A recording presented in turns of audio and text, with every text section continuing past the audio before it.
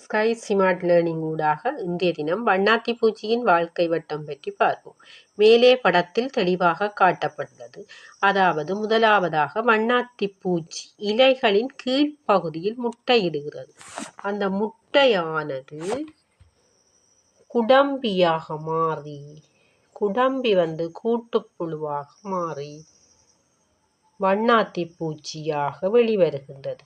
இந்த வண்ணாத்தி பூச்சியின் வாழ்க்கை வட்டம் ஒரு சுற்றோட்டத்தில் நடக்கின்றது. இதை படத்தின் மூலம் நீங்கள் தெளிவாக விளங்கிக் கொள்ளவும். தொடர்ந்து இணைந்திருங்கள் ஸ்கை ஸ்மார்ட் லேர்னிங் ஊடாக.